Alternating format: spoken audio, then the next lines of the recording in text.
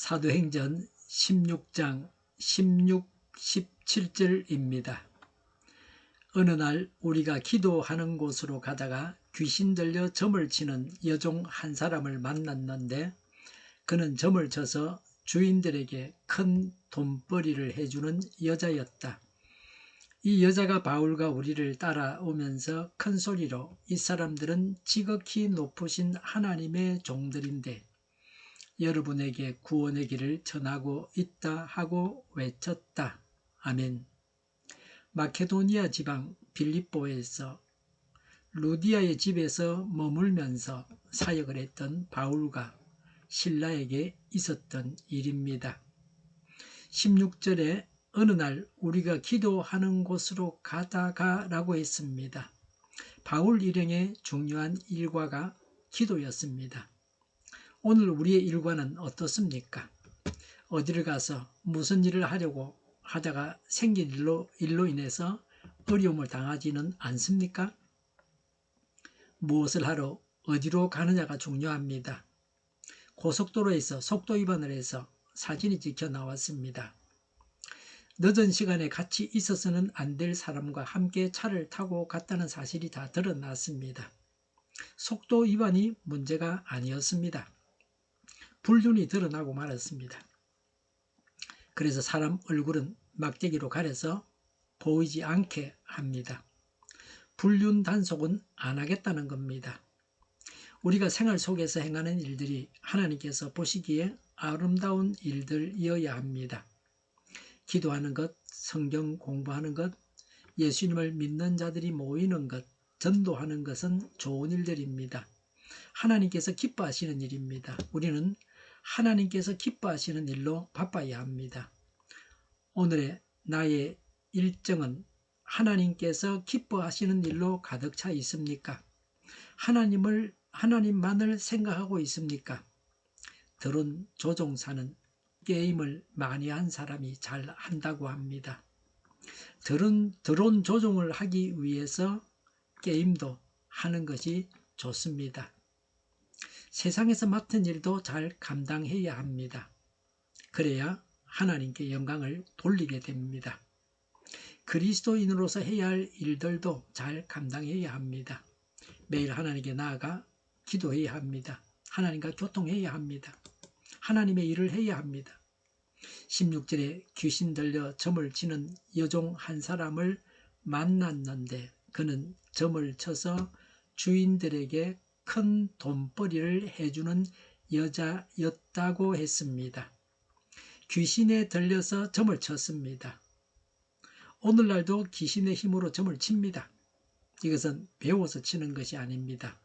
귀신 들려서 점을 치는 것입니다. 귀신이 가르쳐주는 대로 말하는 겁니다.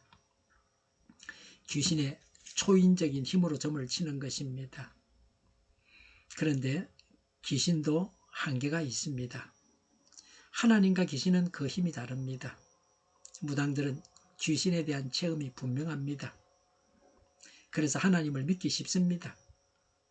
보통 사람들은 눈에 보이지 않으니까 하나님 안 계신다 그러는데 무당들은 그러지는 않습니다. 귀신이 있으니까, 눈에 보이지 않는 귀신이 있으니까 하나님께서 계신다는 것도 좀 더 쉽게 믿습니다. 더구나 하나님의 크신 힘을 경험하고 나서는 더욱 그러합니다. 여종이 귀신에 들려서 점을 쳐서 돈을 벌어 주었습니다. 귀신의 능력으로 점을 쳐서 여러 사람을 먹여 살렸습니다. 오늘날도 이 여인과 같이 부당한 방법으로 돈을 버는 사람들이 있습니다. 양심의 가책을 느끼면서 부당한 수입으로 가정을 먹여 살리는 가장이 이런 사람입니다. 이 여인이 오늘날 우리 가정의 모습은 아닙니까? 산업시대 이후로 물품의 대량 생산으로 경제가 나아졌습니다. 그러나 사람들은 돈 때문에 하나님을 떠났고 마귀의 종노릇을 하며 마귀가 원하는 일을 합니다. 자신을 변호하여 말하기를 내 가족을 먹여 살리기 위해서 내가 매여 있으니 어쩔 수 없다고 하소연합니다. 돈만 많으면 하나님으로부터 큰 복을 받은 것입니까? 사단의 힘으로도 돈을 벌 수도 있습니다. 인간의 악한 꾀나 죄를 지어서 돈을 벌 수도 있습니다. 하나님의 뜻이 아닌 부당한 방법으로 돈을 벌 수 있습니다. 귀신의 능력으로 점을 치는 것은 하나님께서 금하신 일입니다. 죄를 짓는 것입니다. 돈을 버는 것만 좋아하지 말고 하나님을 두려워하고 하나님의 심판을 두려워해야 합니다. 하나님이 죄라 그러면 그런 짓을 하지 말아야 됩니다. 거기 뭐 인권이니 그런 소리를 하면 안 됩니다. 성경대로 해야 되는 겁니다. 그건 다 마귀가 시켜서 그러는 겁니다. 그러고 하는 말이 그게 바른 거라고 우리가 속아서는 안 됩니다.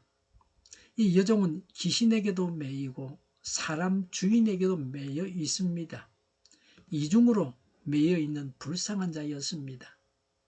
진리가 우리를 자유케 합니다. 우리는 그리스도 안에서 자유를 누려야 합니다. 이 여종의 주인은 한 사람이 아닙니다.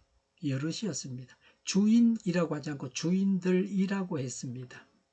여러 사람이 이 여종의 수입을 착취하기 위해서 그녀를 이용했습니다.